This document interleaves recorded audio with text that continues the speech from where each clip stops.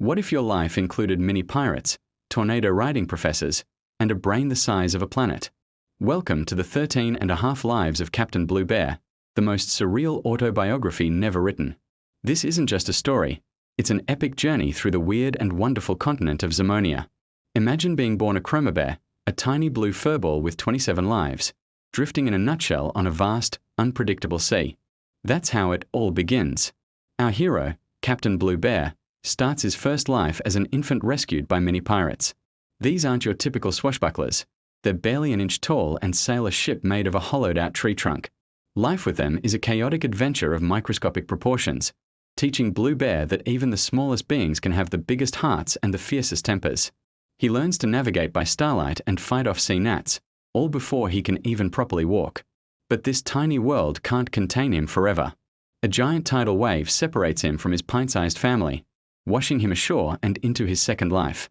Now a bit older, Bluebear finds himself on an island inhabited by carpet vultures. He learns to speak their language of hisses and clicks, mastering the art of camouflage to survive. It's a lonely existence until he's rescued, or rather, abducted, by Professor Abdullah Nightingale, a brilliant but completely mad nocturnomath. This marks the beginning of life number 3. Nightingale is a creature with 7 brains who travels inside a personal tornado. Yes, a tornado. He takes Bluebear under his wing, dragging him through the desert towards the Gloomberg Mountains. Along the way, he fills Bluebear's head with encyclopedic knowledge, from obscure mathematics to the migratory patterns of invisible snails. Nightingale's most important lesson? Knowledge is a chaotic, beautiful storm, and you just have to learn to ride the whirlwind. Their journey leads them to the 4th life, a rescue mission to save a fellow scientist trapped in the 2364th dimension.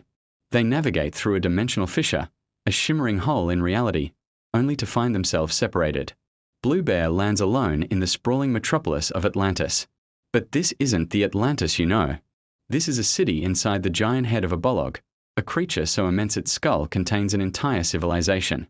Here, Bluebear enters his 5th life, working as a professional liar in a city where deception is an art form.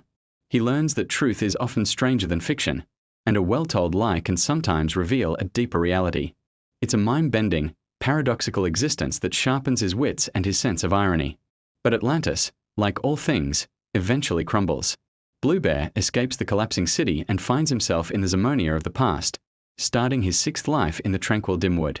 Here, he meets the hobgoblins, friendly, fuzzy creatures who offer him a peaceful respite. For the first time, he experiences a sense of community and quiet joy, learning that not all of Zamonia is a chaotic whirlwind. Life is simple: forage for food, listen to stories, and enjoy the company of friends. It's an idyllic pause in his otherwise frantic existence. This peace is shattered when Bluebear enters his 7th life. He is captured by the Spiderwitch, a terrifying creature who traps her victims in an eternal, sugary sweet dream. Bluebear is forced to confront his deepest desires and fears within this magical illusion. He must use all the cleverness he has learned to see through the beautiful lies and escape her web. It's a harrowing lesson in self-awareness, teaching him that the most dangerous prisons are the ones we build for ourselves. Freed from the Spiderwitch's clutches, Bluebear stumbles into the great forest, where he begins his 8th life. He becomes a dream composer for a woodwobblinger, a creature that communicates through dreams. He learns to craft narratives of joy, sorrow, and adventure, projecting them into the creature's mind.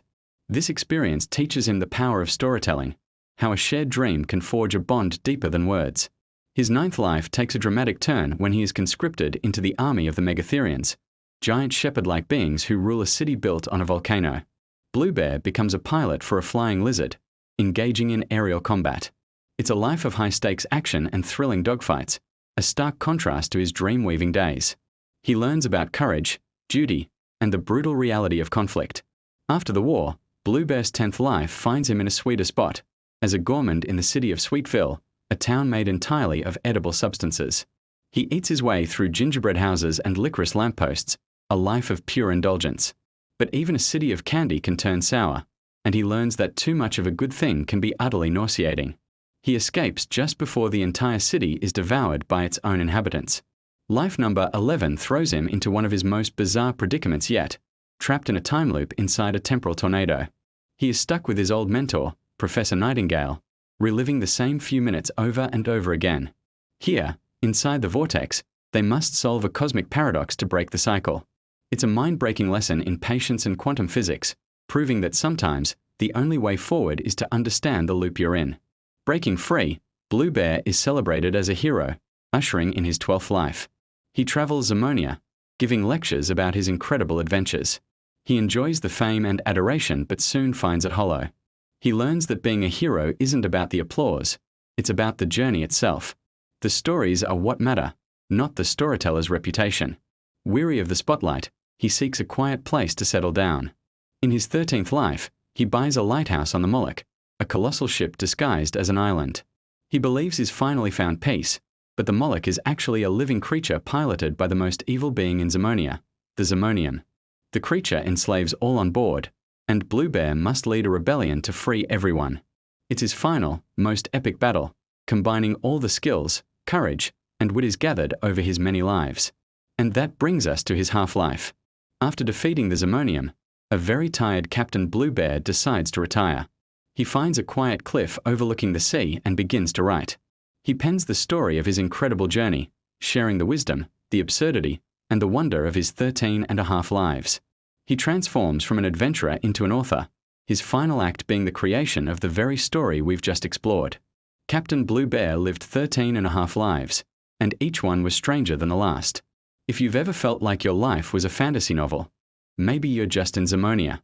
His story is a testament to imagination, resilience, and the endless possibilities that lie just beyond the edge of our map. Thanks for journeying through Zamonia with us. Don't forget to like and subscribe for more adventures into the weird and wonderful.